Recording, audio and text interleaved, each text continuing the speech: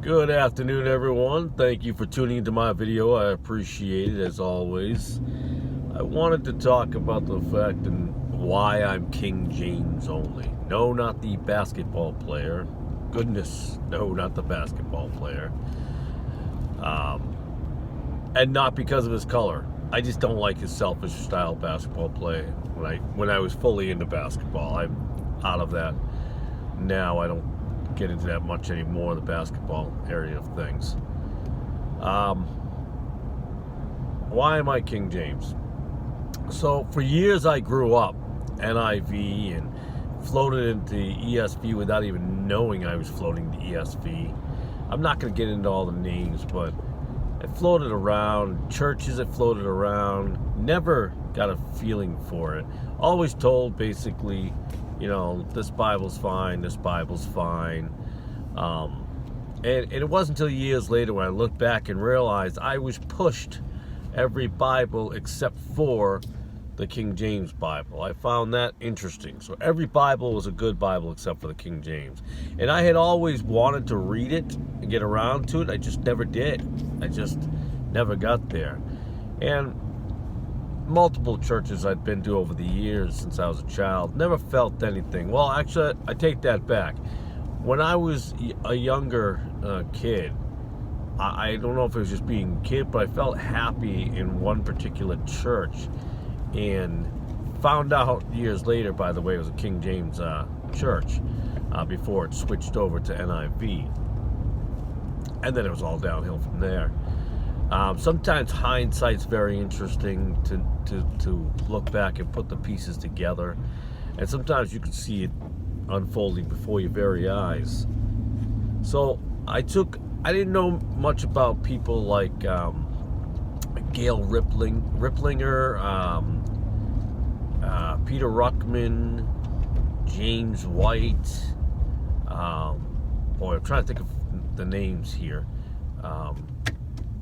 Sam Gibb, guys like that, or even the Spurgeons and the R.C. Sproul's. I didn't know about John MacArthur and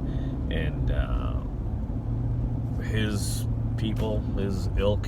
I'm trying to think of their names. I can't really think of their names right now. I apologize. But so I didn't know anything about these guys. I'd never heard of them. Never heard of them in my life. I did not hear of any of them. Didn't hear of Jonathan Edwards, A.W. Tozer, Leonard Russell, Keith Daniels. Never heard of these guys. Didn't know they were actually names in the industry. Industry is an interesting word to use. Don't know why I use that, but I think God made me use it for a reason. So didn't know anything, nothing, absolutely nothing about them. So finally, a couple of years ago, now I was saved back in 89, and I've talked about this before in my father's car, and I have no doubt that I became saved and I was truly in my heart saved. But then I went on and made another video about discipleship and so forth and so on, and just floated right off. So every church I'd gone to, just never felt it. Always felt I had to be in that church building, though. Always felt that. Always felt guilty. I always felt guilty if I wasn't in a building, and that is something that was pushed on me also. You're not going to church, to the building, you're a bad person. Always felt that. But anyways, I didn't hear about any of these guys before, so I just took a year, and I read the King James over and over as much as I could. By the way, it takes 88 hours, I believe, to read the King James Bible. If you wanted to read it straight through, you can stay for 88 hours, go for it. But I went to all these churches, Wesleyan churches, Methodist churches, and all this, and I remember going to one Wesleyan church. It just felt completely dead, just dead. And the first thing they talked about on the first day I'd ever gone there, and the last day, was money. How important tithing was. Well, that's obviously a red flag. Maybe I caught them on the end of the month and the bills were due. I don't know. But I found that interesting. So I went to another church that was seemed, it was okay. People didn't know nobody. It was so many fake smiles. And then they were talking about how dress up in your Halloween costumes for church. I'm like, excuse me? Yeah, that was another red flag. And that was a Pentecostal church, a charismatic Pentecostal church. So, they're all going these different directions, but they're all the same. So it's pretty sad, actually. So I took a year, and I just read that King James Bible. And I had felt like I had never felt before in my entire life. It was an amazing eye-opener for me. Excuse me. Some of the scriptures that I had been taught over the years or told, and then when I read them, like, that's not what it says at all. I was astounded of how different it really actually was. I apologize if my camera's bouncing around, but I'm always in the truck. I should have picked a nice smoother road to drive on, huh? But it was an amazing feeling. I felt, I don't know, every burden had been lifted off me. I felt amazing. I felt God's presence. It was just an amazing, amazing experience. And I have read the NIV Bible, never felt it. I'm not saying you can't, I'm just saying.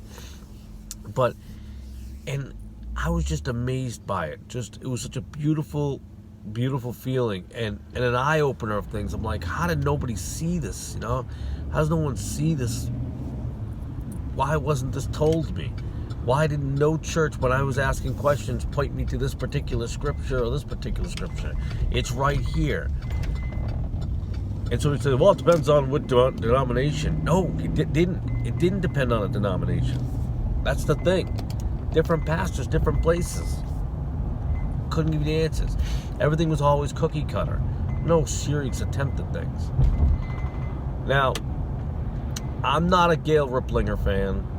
I think she made some pretty cool analogies of the Bible. I finally had got to watch one of her videos. And I watched a couple of Peter Ruckmans that I saw on YouTube. Whatever. Knows about the Bible. Seems like a decent guy in some areas, a little off in others. But the one that bothered me, and I think because he's just like a lot of people that are from the elite, is this guy James White. I don't want to get into name calling and stuff like that, because that's not what we're supposed to do. And we're supposed to have patience and love others no matter what. But the first time I caught on to this guy was, I was looking at a video of someone else, Walter Martin, who wrote the book Kingdom of Cults, I think it's called. And I remember from my father's bookcase. And he talks about all the different cults, cultish behaviors, and different religions and so forth. So I actually was looking at a video of him, and I remember watching this guy. It was funny because I was just watching this guy, James White. I don't know who this guy is. I don't know nothing about him. Never heard of him my entire life. Didn't know a thing about him. Nothing. Which I thought was interesting. For such a big deal, you'd think I would have heard about the guy. And I'm not out in the middle of redneck country, because I know he has an issue with redneck bumpkin people. That's an awful thing, by the way, on his part, to just say that about people. But unfortunately, it is to be expected from those from the intellectual. Let's see if he ever sees this video. He'll go, "Oh, you can't pronounce intellectually," and we've seen it many times. Hey, listen, I once was trying to go down that same road, and I realized how empty it was. It was more self-serving than it was selfless. And I'm watching this guy, and all I'm thinking is like, here's a guy who thinks he's smarter than everybody else. I'm like, this poor guy, maybe it's the way his training was, maybe it's his atmosphere where he grew up, but he had this very pious, high and mighty attitude. Like, he's so much smarter. You could hear it in his voice. And how would I describe him? I'm trying to think of, and I apologize. I apologize to James White, and I apologize to anyone else for saying this next sentence, but he was what one would call, if you were in school, like a nerd, or, just really kind of a nerd. And that's fine. As I get older, I realize nerds are pretty smart people, nerds fix computers. I'm not saying that negatively. They fix you, they're pretty smart. I don't know a lot about computers. But I didn't like him. I was like, wow, this guy talks down to you like you're a nobody. I went to this place. Now it kind of reminds me of people the old snottiness of, or snootiness. I went to Harvard and things like that. And I'm trying to cut the guy a break and listen to him. I'm like, I was good. I had enough of him. And then I came across him again, actually making fun of a YouTuber, but I'm like, I looked at the guy, I'm like, this is the same guy. He's bald, got a beard, got himself some tattoos, and by the way, as far as I know, that's not biblical to get the tattoos. Sorry, Mr. White. I apologize, but that's what it is. And I don't hate this guy at all. I'll always love him because, hello, do you read the Bible? We love everyone. I have no malice, no hate. But I don't know if he was ever saved or just got lost along the way. I get it, man. I was saved and lost my way also. It all happens to us. But I'm praying that he stops this nonsense of putting down everyone. And he says he has honest debates with people. Alright, whatever. I saw a video of him once saying, 4 videos. I've seen 4 videos. I'm trying to count in my head that contained him. And he made a comment of, these lower people, they don't even, I see them out there all the time debating Catholics. Oh, wait, I don't. So where in the Bible does it tell you to put that out there? Right hand, right hand, not showing arms, all that kind of stuff. Now, yes, I make the YouTube videos and I have conversation here and I talk, but I don't go praying for people and put it on the YouTube.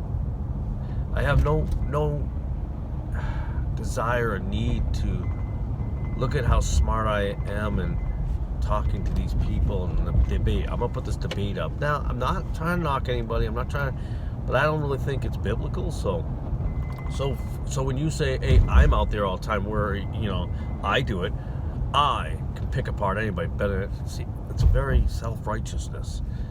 And it's not just among the elite, it's among the country bumpkin people too.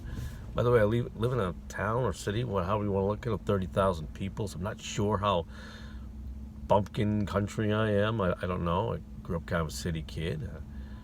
For me, I grew up I guess you could consider a white trash kid in an all Puerto Rican neighborhood. So I don't know where he grew up, but it doesn't really matter because at the end of the day, people like him have to kind of knock it off. If you are saved and you are a Christian, then you have to stop this nonsense of anyone who is below you and doesn't have your degrees. I would plead with you to look up and search all the people in the history of this mankind, this earth, that didn't get degrees and were very intelligent. And I dare say, much more intelligent than you. And you're a very intelligent man. I am not taking that away. I'm not name calling you and saying you're so intellectual, you're an idiot. And that does happen. But I pray for you, James White. I don't think you're a horrible human being at the moment. And maybe you're a Jesuit, maybe you're not. I had to throw that in because you like attacking people with Jesuit. I just want to see if you attack me. I'm just kidding. Just kidding. We all have our issues and we all have our problems. And I'm not looking to attack you. And I don't want a lot of people to attack you either. I think you need prayer. I mean, we all need prayer. If you are saved, you are my brother. And I want you to get well, and I want you to get on the right track and stop with all of this nonsense of the need to feel better and to use big words and be fancy and dichotomies and so on and so forth. You gotta knock it off. I pray for you, James, and I pray for all those like you. And I'm going to talk about it in other videos of those folks like that. I wanted to stay away from that, but I'm watching too many Christians on the YouTube just attacking each other instead of having a conversation and ironing out your differences and your problems that you may have. The Bible talks about going to your brothers. And you know what? If no one wants to receive the real word, then dust off your feet and move on. There's no need to stay in name calling or anything else. Just no need for it. So why am I King James? And I went off because the King James Bible took every ounce of hatred out of my body. It really did. It pumped nothing but love inside of me. I have nothing but love in me. And somebody go, well, aren't you sounding self-righteous right now? I guess. I don't know. I don't know if that would be considered self-righteousness. But all I know is I've gone down a lot of different paths. And when I read the King James Bible, I felt more love. I felt more complete.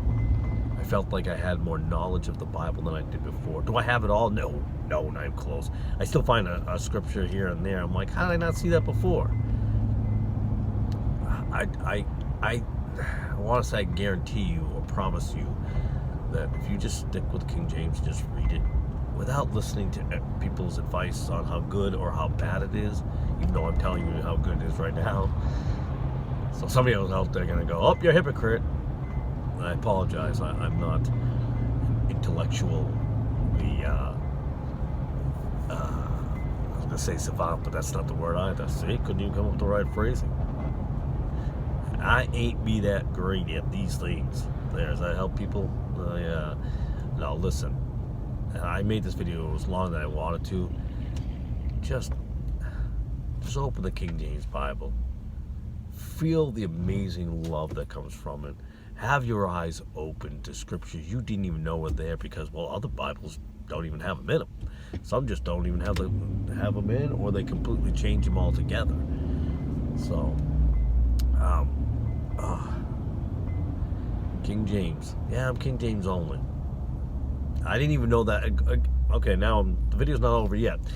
I didn't know King James only was even a thing. I didn't know there was this big King James onlyism thing. All I did know is that I was told to read every Bible but the King James. And as I'm older, I know that that's a red flag, meaning, hello, there must be something in that I shouldn't be reading. That people are afraid of that book. And that's amazing to me. That's amazing to me. Especially with the love that it gives you. It's an amazing, it's the best. What can I tell you? For lack of all, much better words to use. I'm sure somebody might be able to rip this apart and look at this guy stumbling all of his words. Well, then I'll end it. King James Bible. It's the only one. It really is. It really, really is. After going through all the others, listening to the nonsense, learning that the church building is more dangerous than the church itself, obviously, the church of the body of Christ. The only tithing you have to do there is, well, none. You give all of you. 100%. They should tithe. 10% was in the Old Testament, but that's another video at another time, and people much smarter than I can give you that one. But I give 100% of what I have. Whatever I do, everything I do is for the glory of God.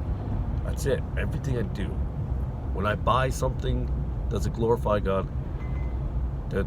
Or is it a selfish thing? Or can I use it in a way that is useful to God? That has to be your goal, I think. Thank you for watching this rather long video, longer than normal. I appreciate it as always. And as always, God bless. I love you, and have a wonderful day.